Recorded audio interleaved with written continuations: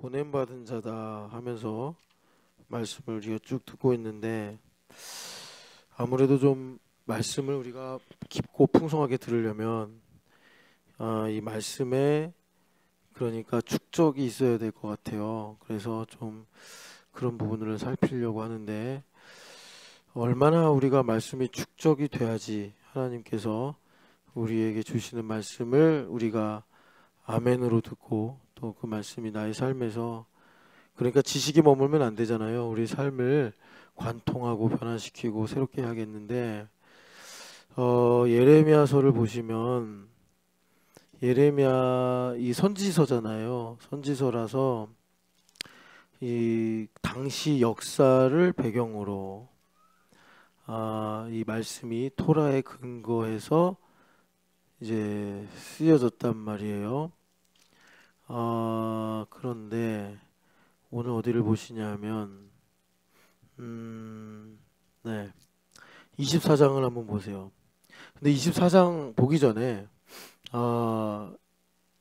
여러분들도 많이 보셨을, 기억하실 17장, 이 죄가 뭐냐, 이 부분 17장을 보면, 이 17장이 그러니까 어디서부터 원래 시작이 되냐면 16장 19절에서 시작이 됩니다. 16장 19절에 보면 신앙 고백을 합니다. 예레미야가 기도를 하시는데, 나의 힘 나의 요새 피난처이신 하나님 하면서 신앙 고백을 하면서 기도를 해요. 그러면서 이제 하나님의 공의에 관한 기도를 합니다. 20절에 보니까 사람이 어찌 신이 아닌 것을 자기 신으로 삼겠나이까. 이제 우상 숭배를 가지고 하나님께 기도하는 거예요. 그래서 응답을 받았습니다. 응답을 받았는데 하나님께서 이제 살아계심을 나타내겠다. 능력으로 하나님께서 유일한 신인 것을, 하나님이신 것을 나타내겠다. 이렇게 21절에 말씀하시면서, 그러니까 17장 1절에 유다의 죄는 금강석 끝 철필로 기록된 것과 같다. 이렇게 말씀하는데, 그 죄가 뭐냐 보면은 20절에 허망하고 거짓된 우상을 섬기는 문제를 말하는 것입니다. 그래서 참 복된 것은 뭐냐면, 이 우상 숭배 문제가 얼마나 성경에서 심각하게 말합니까? 그죠? 그런데 우리는 사실 이 성경 시대에 살고 있지 않으니까 우상 숭배 문제, 혹은 이사야서에서 하나님께서 다른 신이 없다라는 말씀을 하시는데, 그게 그렇게 나한테 와닿지 않는 거예요. 우상 숭배 문제는 저 먼 동네, 아주 옛날에 좀 계몽이 안 되고 과학이 없고 문명이 그냥 자연 상태와 거의 비슷했을 때, 그때 사람들이 뭐 옛날 같은 우리나라에 뭐 성황당 만들고 굿하고 이랬던 것처럼 그런 때 문제 아니겠냐 하는데, 이제 말씀이 내 안에 좀 쌓여서 이제 내가 깊이 묵상하게 되고 하면, 이게 오늘의 문제구나. 지금 당장 뭐 우리 집 앞에 신전이 있거나 우상 숭배하는 이런 문제가 나에게 뭐 도전을 주거나, 뭐 옛날에 우리나라의 초기에 복음이 증거될 때 뭐 제사 안 지낸다고 핍박하고 뭐 쫓아내고 막 그랬잖아요. 당장에 여러분들 중에 그런 일이 없기 때문에 이렇게 피부에 실감이 되는, 와닿는 우상 숭배 문제는 없단 말이에요. 그런데 성경을 잘 보면 가장 심각하고 가장 그러니까 우리에게 가까이 있는 죄가 우상 숭배의 죄다라는 것을 말씀하고 있는데, 근데 이 말씀하고는 다르게 실제로 우상 숭배 문제가 그렇게 돈이나 관계나 또 여러 가지 나의 삶의 필요에 관련된 것들과는 좀 멀리 있는 그런 문제같이 들린단 말이에요. 그래서 여러분들에게 복되기는, 이 우상 숭배 문제가 정말 나에게 회개를 한다면 1번이고, 내가 하나님 앞에 뭐가 있다, 문제가 있다라고 한다면 이 우상 숭배 문제가 정말 가까이 있구나. 이걸 여러분들이 실감하시면 참 복되다. 그러니까 이런 겁니다. 그 예레미야가 계속해서 왜 유다와 이스라엘이 심판을 받느냐 이 말씀을 하는데, 왜 그러냐면 듣지 못해서다. 하나님의 목소리를 못 들어서다.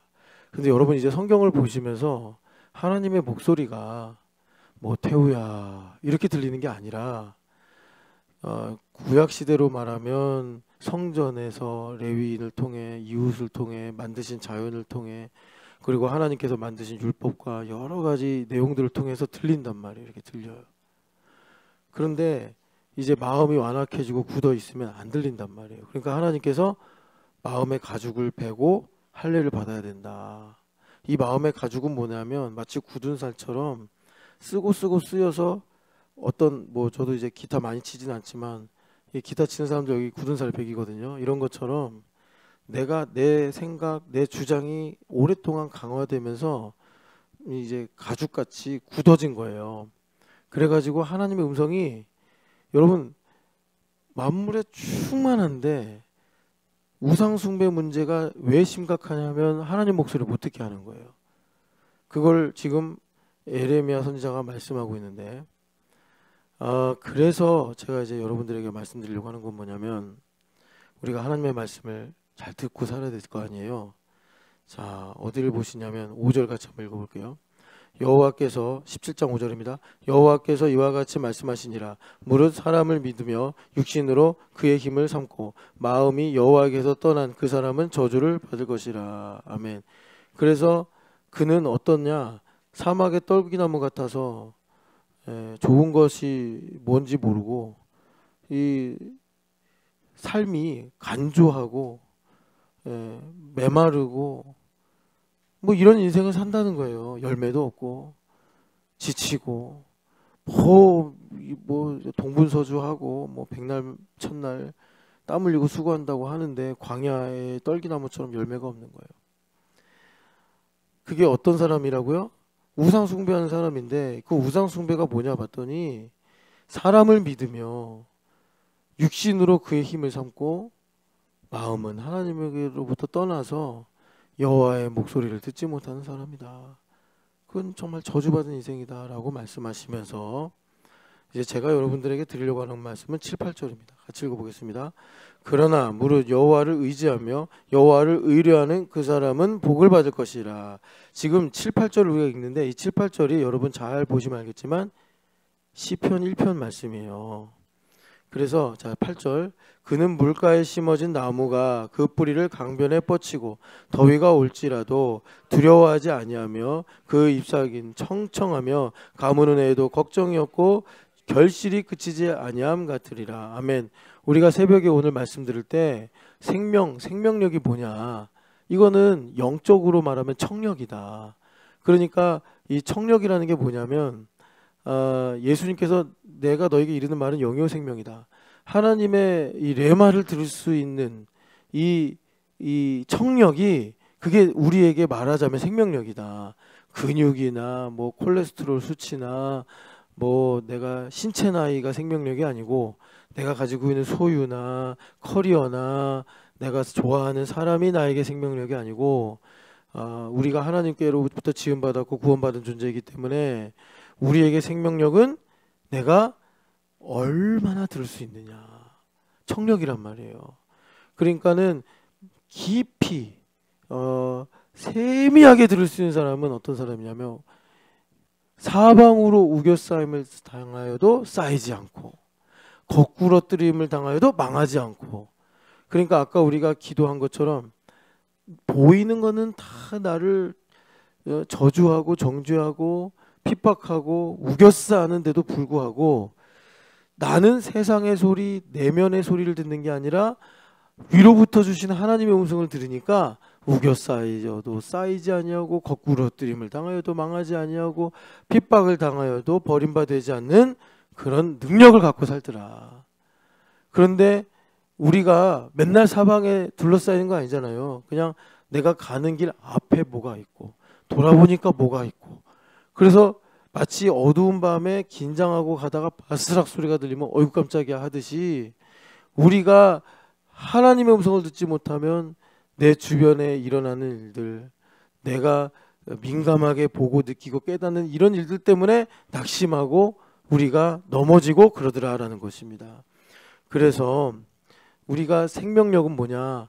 내가 하나님의 음성을 얼마나 깊이 있게 얼마나 들을 수 있느냐, 이게 중요한 거예요. 그러니까 이제 그게 생명력인데, 그 생명력이 보니 시냇가에 심어진 나무다. 그래서 그 청력의 비결이 뭐냐 봤더니 뿌리를 깊이 내렸다는 거예요. 깊이 내려가지고 걱정이 없다, 이렇게 말씀하는 거예요. 자, 그러면 우리가 깊이 있게 하나님의 음성을 들으려면 어떻게 되느냐? 시편 1편에 보충해 주잖아요. 뭐죠? 여호와의 말씀을 묵상한다. 그러니까 하나님의 말씀이 묵상이 된다는 거는 뭐 이제 직역을 하면은 계속 내가 입술로 중얼중얼 하고 다닌다라는 건데, 우리가 어떻게 중얼중얼 계속 말씀을 묵상하면서 마치 외우듯이 그렇게 하는 건 아니고, 이 말씀이 내 마음을, 그 골로새서 3장이나 에베소서 5장을 보면은 그리스도의 말씀이 우리 안에 풍성히 거한다, 이런 말씀이 있어요. 이 말씀 묵상하는 거예요, 말씀이. 그러니까 오른편 뺨을 맞아도 예수님 생각이 나고 용서가 생각이 나고 사랑이 생각이 나고 이렇게 되는 겁니다. 여러분, 하나님의 말씀을 깊이 묵상하시기를 축복합니다. 그런데 이제 이거를 가지고 얼마나, 그러면 우리 신촌연합교회에서 하나님께서 여러 가지 이제 흐름을 가지고 또 때를 따라서 말씀을 하시는데, 그 말씀이 나에게 효과가 있으려면 여러분, 그것 물론 여기 서규도 말씀 듣고 은혜를 받아요. 그러니까 서규도 은혜를 받아서 제일 좋아하는 찬양이 알파 오메가예요. 그러니까 얘가 다니면서 별과 별 사이보다 먼 뭐지? 그 다음에 하여튼간에 뭐 내 인생을 채우시네, 계속 그러고 다녀요. 8살밖에 안 되는데 내 인생을 채우신대, 하나님께서. 그러니까 얘도 나름대로 말씀 듣고 은혜 받는 게 있는 거예요. 아까 뭐 여기 채율이 지금 저렇게 이제 뻗어서 자지만 산에 올라가면서 계속 나한테 강론을 해요. 막 자기가 들은 말씀, 뭐 이제 읽은 말씀 가지고 뭐 구원은 이런 거 아닙니까? 계속해서 얘기하는데, 얘네들도 다 나름대로 말씀을 듣고 소화하고 살아요. 그런데 여러분, 이제 여러분들은 삶의 캐파가 다르잖아요. 얘네들하고 책임져야 될 나이고 또 사명이 있는 나이고 그렇잖아요. 그러면 우리 교회에서 그런 말씀의 효과를 보려면, 자, 아까 예레미야서 24장을 저 예시를 하나 들으려고 하는데, 24장 1절 한번 읽어보겠습니다. 바벨론의 느부갓네살 왕이 유다 왕 여호야김 아들 여고냐와 유다 고관들과 목공들과 철공들을 예루살렘에서 바벨론으로 옮긴 후에 여호와께서 여호와의 성전 앞에 놓인 무화과 두 광주리를 내게 보이셨는데, 아멘. 그러니까 여기 보면 여고냐라는 사람이 유다 왕이라고 나오죠. 바벨론으로 끌려갔을 때 지금 예레미야에게 하나님께서 무화과 두 광주리 환상을 보여주시는 거예요. 그러면 이 무화과 광주리의 환상에는 분명히 중요한 메시지가 있겠죠. 그런데 그 메시지가 뭐를 배경으로 주시는 거냐면, 여고냐 왕이, 느부갓네살 왕이 침공을 해가지고 끌려가는 사건을 배경으로 하나님께서 하시는 말씀이에요. 여러분들도 읽을 수 있고 우리 보배 유연이도 수지적 사고하면 다 읽고 수지적 사고하는 거예요. 그런데 우리가 얼마나 말씀이 내 안에 축적이 되어야 되냐면, 자, 이 말씀 하나를 보면서 여고냐 왕이 누군지를 알아야 돼요. 이 여고냐가 별명이거든요. 그러니까 여고냐가 누군지, 누구를 가리키는지 모르면 사실 까막눈인 거예요. 한글을 알아도, 성경을 봐도, 그리고 어느 정도 이해는 해도 도대체 뭔데 두 광주리 환상을 보여주시는 거야. 그러니까 여고냐가 누구냐면, 여고냐의 아들이 돌아옵니다. 스룹바벨이에요. 스룹바벨. 그러니까 이 여호야김은 또 뭐냐, 이거 알아야 돼요. 그러니까 제가 지금 여러분, 이제 이게 좀 실감이 되죠. 어느 정도 축적이 돼야 되냐. 여러분들, 그런데 중요한 거는 여러분들이 그럼 이걸 이제 판단 말이에요. 보통 학교에서 공부하듯이 자습서를 펴고 보듯이 톰슨 주석 물론 참고하면 도움은 됩니다. 그런데 그렇게 학습을 해가지고 요 부분만 탁 특정해서 파는 거는 별 의미가 없고 성경을 통독을 하는 거예요. 그럼 여러분들이 성경을 통독하는 거는 사실 하나님을 사랑하는 우리의 가장 기본적인 표현인데, 그러니까 많이 사랑하는 사람은 성경을 정말 많이 통독하겠죠.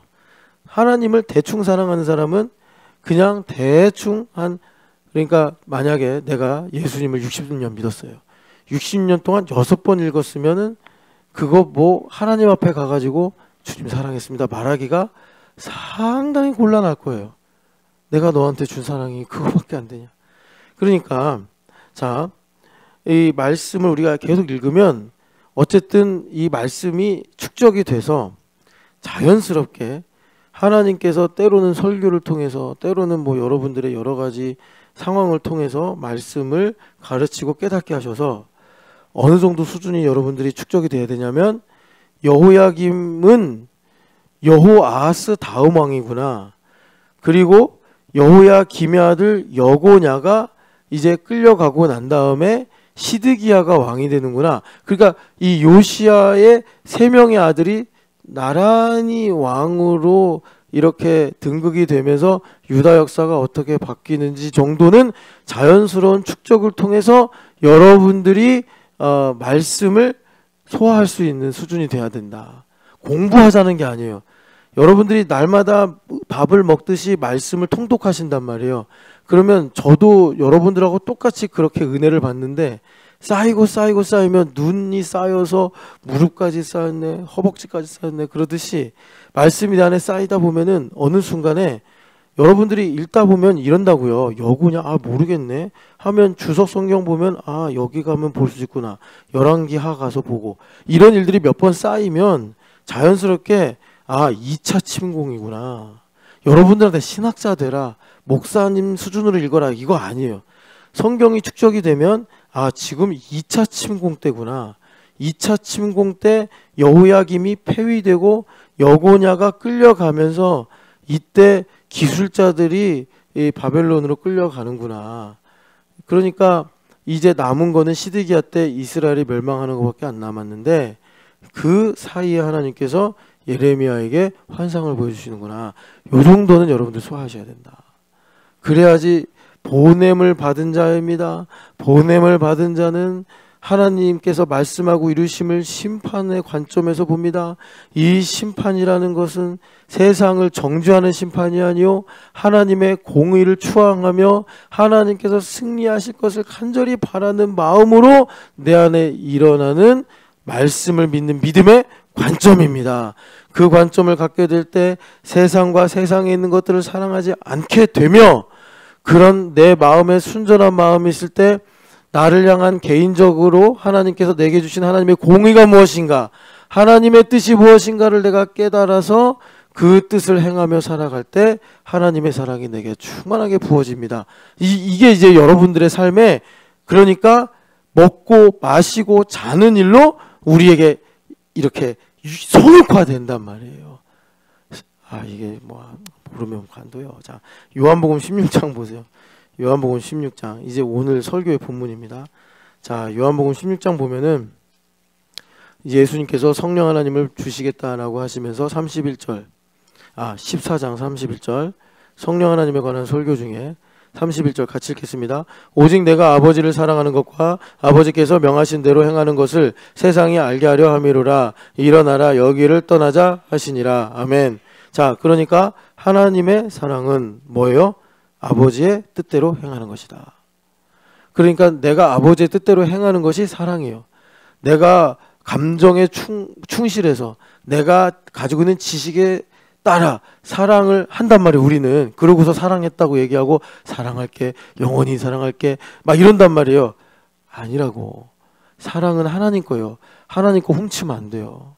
우리가 사랑이라고 말할 줄 안다고 함부로 하나님이 사랑이시라고 분명히 요한일서 4장에 나와 있는데, 감히 내가, 이것도 우상숭배랑 같은 거예요. 내가 감정과 지식을 가지고 내 열렬히 사랑한다. 여러분, 이제 우리가 예수님 믿는 사람이잖아요. 하나님의 뜻을 행하는 게 사랑이구나, 이거예요. 자, 그래서 요한일서 가보죠. 2장. 요한일서 2장을 가보겠습니다. 자, 요한일서 2장 가면은 사랑에 관해서 15절 읽어보겠습니다. 이 세상이나 세상에 있는 것들을 사랑하지 말라. 누구든지 세상을 사랑하면 아버지의 사랑이 그 안에 있지 아니하니. 이는 세상에 있는 모든 것이 그 육신의 정욕과 안목의 정욕과 이생의 자랑이라. 다 아버지께로부터 온 것이 아니요 세상으로부터 온 것이라. 이 세상도 정욕도 지나가되 오직 하나님의 뜻을 행하는 자는 영원히 거하느니라. 아멘. 아버지의 사랑이 그 안에 있는 사람은 하나님의 뜻을 행하게 된다. 여러분, 이렇게 하나님의 사랑으로 주님의 뜻을 이루시기를 축복합니다. 자, 그래서 오늘 우리가 기도할 내용이 뭐냐면 마태복음 13장을 펴보세요. 마태복음 13장 펴보면 여러분 이렇게 기도하세요. 기도 제목입니다. 이제 하나님의 사랑이 내게 충만해서. 여러분, 내가 사랑하는 사람들 얼마나 많아. 내 새끼들, 내 가족들, 내 부모님. 여러분, 우리가 사랑하다 실망하고 사랑하다 상처받고 사랑하면서 미워하잖아요. 얼마나 괴로워요 그게. 그러니까 우리가 아버지의 사랑으로 사랑하면 얼마나 좋아요. 실패가 없는 사랑, 다함이 없는 사랑, 아버지의 뜻이 그 사랑이라니까요. 자, 그래서 이 마태복음 13장 보면은 51절 52절 같이 읽겠습니다. 이 모든 것을 깨달았느냐 하시니 대답하되 그러하오이다. 예수께서 이르시되 그러므로 천국에 제자된 서기관마다 마치 새 것과 옛 것을 그 곳간에서 내오는 집주인과 같으니라. 아멘. 하나님, 저요 오늘 밤에 주님께서 우리에게는 겟세마네 동산이 정말 타임슬립을 소재로 하는 영화처럼 일주일에 한 번씩 금요일마다 반복이 되는 거예요. 그러니까 여러분들 얼마나 좋아. 아니 12명 중에 주님께서 베드로, 야고보, 요한만 불러서 야, 너 나랑 같이 기도하자. 이게 얼마나 특권이고 명예입니까? 아, 여러분들 우리 교회 단톡방에만 가도 60명 정도 계시고 애들만 해도 이런데 아니 주님께서 부르신 거라니까 나랑 같이 기도하자. 그럼 주님이 뭐라고 그러시냐면 야, 내가 심히 괴롭다. 그러니까 괴롭다는 거는 힘들다 이런 표현보다 정말 이 중요한 마음을 너와 나누고 싶다. 이 순간을 너와 함께 하고 싶다. 그런 거 아니겠어요? 그런데 베드로, 야고보, 요한 이 세 분이 너무나 피곤했는지 그냥 주무시다가 주님 오시면 민망해서 보면 자세히 나오잖아요. 막 몸둘 바를 몰라 하는 모습들 나오잖아요. 여러분, 나중에 이제 불 끄고 또 기도할 텐데 다시 불 켤 때 막 눈부셔 막 이러지 마시고 여러분, 오늘만큼은 주님께서 야, 베드로야, 너 나랑 같이 기도했구나. 좀 이런 여러분 겟세마네 시간이 되어야 되지 않겠습니까? 그래서 오늘 우리가 뭘 갖고 기도해야 되느냐? 주님, 저를 천국에 제자된 서기관이 되게 하여 주시옵소서. 주님, 저를 천국에 제자된 서기관이 되게 하여 주시옵소서. 자, 그러려면은 앞에 51절을 통과해야 되잖아요. 주님 물으신다고 이 모든 것을 깨달았느냐? 그럼 이 모든 것이 뭐예요? 13장 1절부터 나오는 천국 비유예요. 천국 비유. 그러니까 주님께서 너 이 천국의 비유를 깨달았느냐? 너의 마음이 천국에 임하였느냐? 지금 너의 마음에 이 세상 나라가 임했냐? 하나님의 나라가 임했냐? 지금 네 마음에 슬픔이 있느냐? 기쁨이 있느냐? 하나님의 나라가 임하면 의와 희락과 평강이 가득하다고 그랬잖아요. 주님 물으시는 거 지금 여러분들에게 성령 하나님의 진찰기를 가지고 다 여러분들 우리 마음을 귀 기울이시면서 너의 마음에 천국이 이루어졌느냐? 그럴 때 여러분 우리가 뭐라 그래야 돼요? 아멘 해야 된다고. 아멘.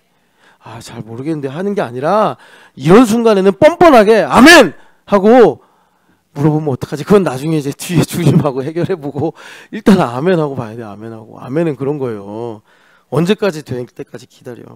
그러니까 자, 왜 내가 아멘 하라고 이렇게 여러분들에게 강요하듯이 말하냐면 13절 그 앞에 11절 봐봐요. 11절 같이 읽어보겠습니다. 대답하여 이르시되 천국의 비밀을 아는 것이 너희에게도 허락되었으다. 쓰나 했지만 네, 허락되었다 이 말 아닙니까? 그러나 그들에게는 허락되지 않았다. 자, 여기 계신 분들은 허락됐다 안 됐다? 됐다고. 됐다고 하시고 깨달았느냐 물어보시니까 당연히 아멘 해야지. 예?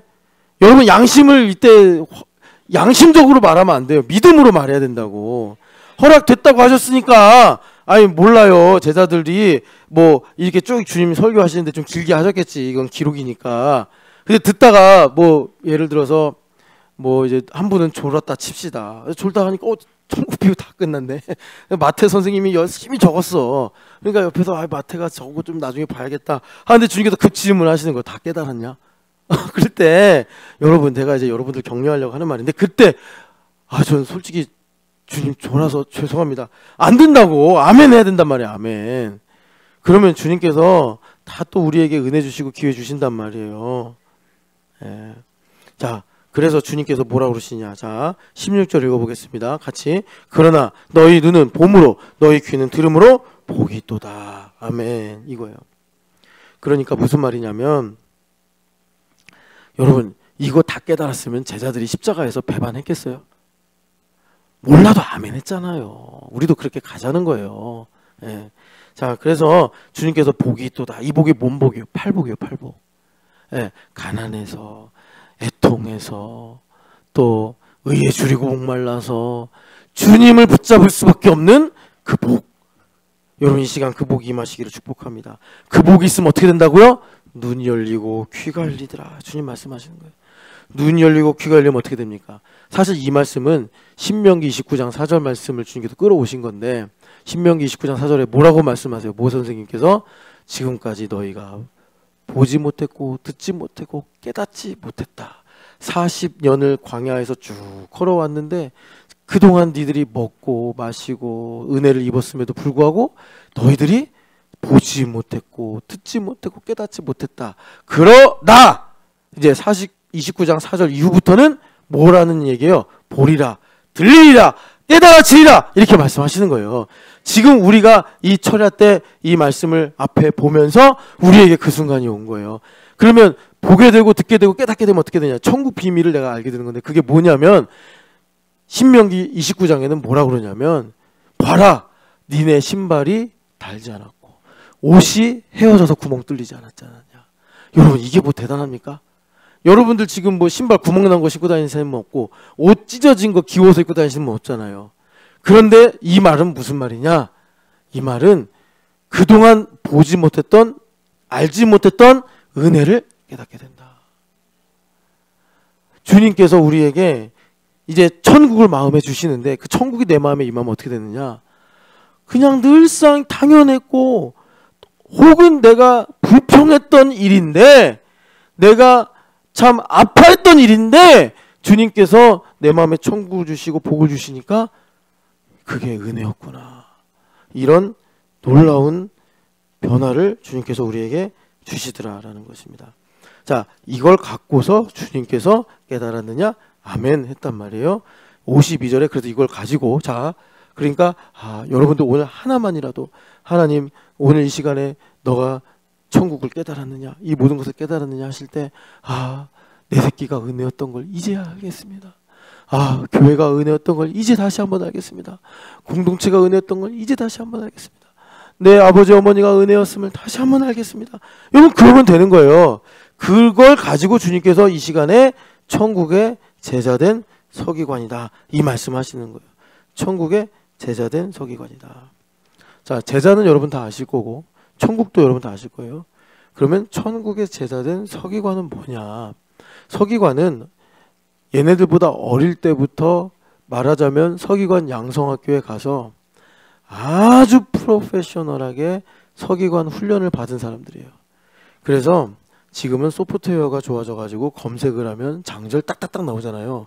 근데 옛날엔 장절도 없고 성경이 어땠냐면 둘둘둘둘 말하는 두둘둘루 말이요. 그거를 이제 여러분 예수님도 회당에서 설교하셨잖아요. 그러니까 회당에 가면 나중에 여러분들 팔레스타인에 같이 가면 내가 가르쳐 드릴게.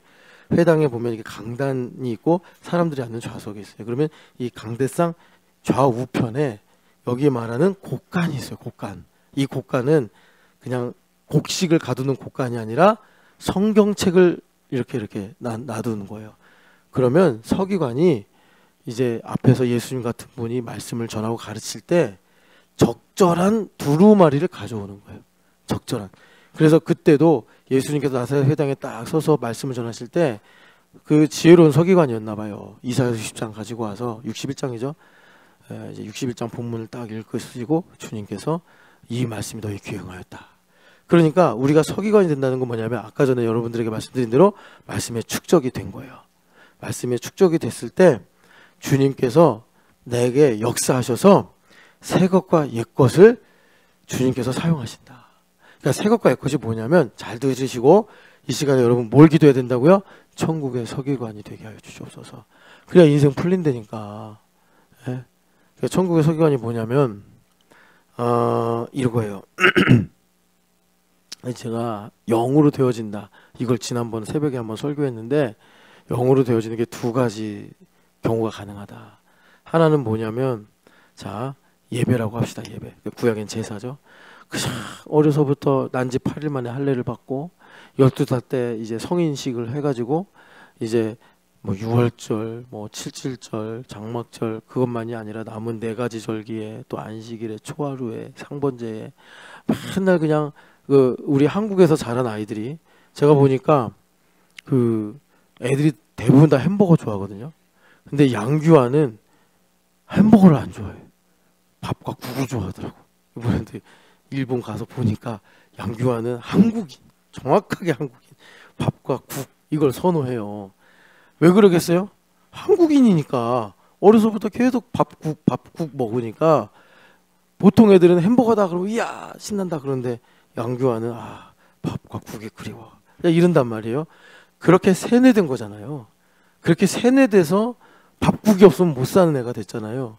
그것처럼 하나님께서 어려서부터 말씀을 가르치고 또 문화와 자연으로 이렇게 하나님의 율법을 배우게 해야 해가지고 양규화가 마음의 할례 밥과 국을 받은 것처럼 말씀이 마음의 할례가 임해서 말하자면 어른이 돼서 그냥 내가 성경을 펴지 않아도 6월절은 뭐를 해야 되는지 7절은 뭐를 해야 되는지 이게 그냥 몸에 밴 거예요. 한국인이 구정을 세고 추석을 명절로 지키듯이 영으로 되어지는 것 중에 하나가 뭐냐면 어려서부터 계속 훈련을 받아서 그것이 정점에 이르러 가지고 내가 해야지라는 생각을 안 해도 저절로 되고 혹시라도 안 하게 되면 그것이 내내 불편해서 그러니까 규화가 일본에 가서 우동 먹고 또 뭐 여러 가지 일본 음식을 먹을 텐데 결국에 며칠 가면 한국의 김치가 그립다, 국이 그립다, 밥이 그립다 이러는 것처럼 그게 영으로 되어진 게 그런 거라. 그리고 이제 하나는 뭐냐면 이건 이제 말하자면 귀납적인 거예요. 귀납적인 것. 그리고 하나는 연역적인데 뭐냐면 내가 이제 믿음으로 행하는 게 연역적으로 되는 거예요. 이것도 영으로 되는 거예요. 내가 지금까지 율법도 모르고 제사도 모르고 살아왔어요. 그런데 하나님께서 나를 구원하셨다라는 은혜를 깨닫고 믿음으로 행하게 될 때 성령 하나님께서 나를 이제 통제하시고 다스리셔서 내가 그러니까 예배 자리로 가게 되고 말하자면 감사하게 되고 말하자면 평안하게 되고 내가 평안하려고 애쓰고 노력하고 지키는 게 아니라 내가 예수님을 믿는 믿음으로 내가 보이는 것에 의해서 아는 것에 의해서 판단하고 행하지 않고 오직 믿음으로 내가 보이는 것이 어떠하든 들리는 것이 어떠하든 주님 내 안에 계심을 믿습니다 하니까 이게 평안이 되어지고 감사가 되어지고 내가 말씀을 따라 살아가는 것이 되어지는 것 이것이 영으로 되어지는 것의 두 가지 사례예요. 두 가지 사례.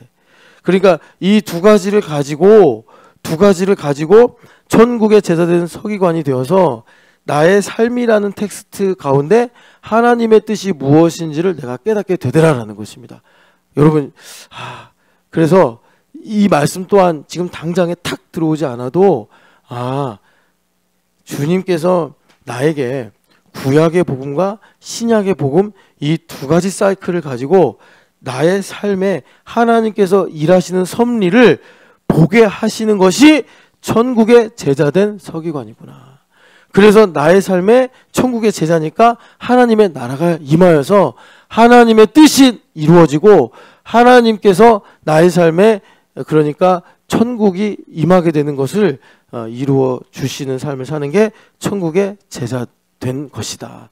그런데 왜 이걸 서기관이라고 말씀하시냐면 서기관이 회당에서 곳간에 들어가서 두루마리를 딱딱딱 찾아서 가져와 가지고 사람들에게 말씀을 가르치듯이 우리에게 주님께서 구약의 복음으로 신약의 복음으로 어쩔 때는 귀납적으로 어쩔 때는 연역적으로 주님께서 내 삶을 텍스트로 보게 하시면서 보이는 것이 아니요 그 이면에는 하나님의 레마를 듣게 하심으로 하나님의 섭리가 무엇인가 지금 하나님께서 내게 뜻하시는 바가 무엇인가를 깨달아서 지금 보이는 것은 불안하고 실망스럽지라도 그 이면에 하나님은 나에게 지금 내가 너와 함께하리라 내가 너를 붙들리라 내가 약속한 이 말씀을 반드시 이루리라라고 말씀하시는구나 하면서 우리가 천국의 제자로 살아갈 수 있게 된다라는 것입니다. 자, 우리 이 시간에 기도하겠습니다. 하나님 아버지, 천국의 제자된 서기관 되게 하여 주시옵소서.